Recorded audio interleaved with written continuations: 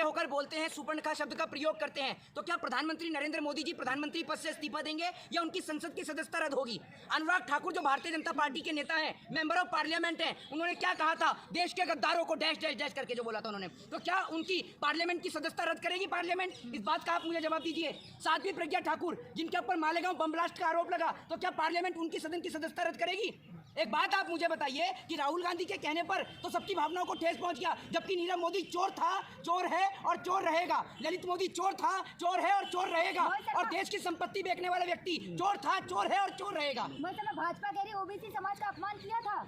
अरे एक बात आप मुझे बताइए, नरेंद्र मोदी जी ने तो महिला का अपमान किया था, नरेंद्र मोदी ने नहीं किया महिला का अपमान। और अब आप ये देखिए, जब उस महिला ने बोला है कि वो प्रधानमंत्री नरेंद्र मोदी जी के ऊपर केस करेंगी, और देखने की बात यह है कि कितनी जल्दी इसमें फैसला आएगा। और ये सबसे बड़ी बात है, पूरे देश में फैसला देखा जाएगा कि नरेंद्र मोदी जी के खिलाफ कितनी जल्दी देता है कोर्ट फैसला। राहुल गांधी ने आज पीसी करके कहा है मैं सावरकर नहीं गांधी परिवार से, गांधी माफी नहीं मांगते। अरे भैया, मैंने आपको पहले ही कह रहा हूँ, क्यों माफी मांगेंगे और गलती थोड़ी करिए।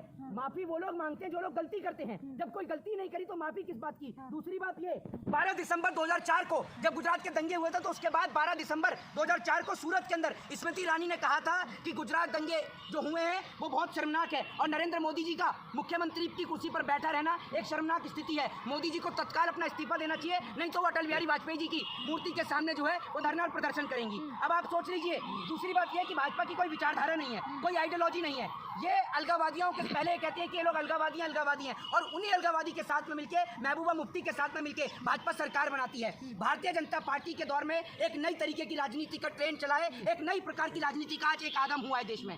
जो लोग भारतीय जनता पार्टी के विरोध में आवाज उठाते हैं, अगर उनके ऊपर कोई छोटा सा भी कोई मुकदमा लगता है तो उसमें 2 साल की सजा सुना दी जाती है या 2 साल की सजा दे दी जाती है। सुन लीजिए, ये एक नए प्रकार का ट्रेंड चला है राजनीति में, क्योंकि अगर कोई व्यक्ति है और वो अगर उसके साथ में जनता का समर्थन है, जन समर्थन है, तो उसको हटाने का सबसे बढ़िया तरीका बीजेपी ने ढूंढ लिया है। वो ये है कि उसके मुकदमों को खोला जाए और उसके मुकदमों के तहत उसको 2 साल से ज्यादा की सजा का प्रावधान कराया जाए, ताकि उसकी संसद या विधानसभा में, मैं आपको बताता हूँ, सुन लीजिए, या तो आप ही बता लीजिए। अगर आपको इतना पता होता ना, सुन लीजिए मैं क्या बोल रहा हूँ, अगर आपको इतना पता होता तो आज आप देश के प्रधानमंत्री से सवाल करती, ना कि मेरे से करती। आपका ये देश का दुर्भाग्य है कि सवाल विपक्ष से किया जाता है। आपको अगर इस देश की मीडिया ईमानदार होती ना, तो आज राहुल गांधी को जो है ना इस्तीफा नहीं देना पड़ता, संसद की सदस्यता नहीं जाती उनकी। ये मैं आपको बता दूं, इस देश की मीडिया सबसे बड़ी चोर है, और उसकी चोरी का सबसे बड़ा कारण ये है कि देश की गोदी मीडिया कभी प्रधानमंत्री से सवाल नहीं करती कि आपने कैसे खड़े होकर बोल दिया एक महिला के लिए सुपर्णखा शब्द का प्रयोग, आपने कैसे बोल दिया। राहुल गांधी की राजनीति करियर खत्म हो चुका है। अरे राहुल गांधी की राजनीति का करियर खत्म हुआ या शुरू हुआ, ये तो देश की जनता बताएगी,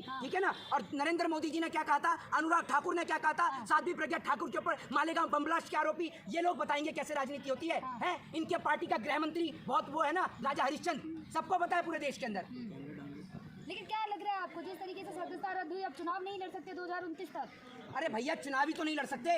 सुन लीजिए, चुनाव ही तो नहीं लड़ सकते। इससे ज्यादा क्या होगा, सड़क पर उतरकर आंदोलन करेंगे, क्यों नहीं करेंगे आज लड़ाई। अरे सुनिए, सुन लीजिए मेरी बात, सुनिए, जिस राहुल गांधी के ऊपर आप उंगली उठाती है ना, ये हर चीज में कहते हैं ना कि नेहरू जिम्मेदार है, नेहरू जिम्मेदार है, तो देश को आजाद भी नेहरू नहीं कराया। अगर ना देश को आजाद नेहरू जी कराते और ना ये लोग जो है ना बोल पाते, आज बोल रहे हैं ना, तो हर चीज के लिए आप नेहरू को जिम्मेदार ठहराते हैं, तो आजादी के लिए भी नेहरू को आप जिम्मेदार ठहराइए, ठीक है। आजादी भी उन्हीं की बदौलत मिली है। और आप किसको, सुनिए, आप किसको माफी मांगने के लिए कहते हैं, जिसके पहले सुन तो लीजिए, माफी मांगनी चाहिए, सुनिए, माफी मांगनी चाहिए प्रधानमंत्री नरेंद्र मोदी को। नरेंद्र मोदी जब एक महिला को सुपर्णखा शब्द का प्रयोग करते हैं, माफी मांगनी चाहिए अनुराग ठाकुर को, जो कहते हैं देश के गद्दारों को, ठीक है। माफी मांगनी चाहिए साध्वी प्रज्ञा ठाकुर को, जिनके ऊपर मालेगांव बम ब्लास्ट का आरोप लगा, ठीक है। और आप स्मृति ईरानी, आप बात करिए स्मृति ईरानी की, स्मृति ईरानी की क्या आइडियोलॉजी है। जब गुजरात दंगे को लेकर स्मृति ईरानी कहती है 2004 में कि नरेंद्र मोदी जी का मुख्यमंत्री के पद पर बैठा रहना एक शर्मनाक स्थिति है, नरेंद्र मोदी जी को तत्कालीन मुख्यमंत्री पद से इस्तीफा देना चाहिए। और आप राहुल गांधी को बात करती है कि वो माफी मांगेंगे। अरे जिसके पिताजी ने अपना सर्वोच्च इस देश के खाते न्यौछावर कर दिया, लिट्टे ने लिबरेशन टाइगर ऑफ तमिल के द्वारा राजीव गांधी को उड़ा दिया गया, तो उनके दादी जी इस देश के लिए उनका लहू काम आया, उनकी माता जी, आप ये देखिए ना, पूरी फैमिली जो इस देश के लिए काम आ रही है। भाई साहब, नरेंद्र मोदी जी की तरह नहीं कहते वो चाय बेची है, उनके पिताजी ने, उनकी दादी ने इस देश के खातिर लहू दिया है, चाय नहीं दी। और चाय बेचते बेचते स्टेशन नहीं बेचा, स्टेशन बनाकर दिए हैं, बैंकों का राष्ट्रीयकरण किया है, एम्स बनाए, अस्पताल बनाए हैं, हॉस्पिटल बनाया है, और आज इस देश को एक सक्षम भारत बनाने में एक विशेष योगदान उन पिछली सरकारों का रहा है, जिन्होंने इस देश के लिए अपना सब कुछ न्यौछावर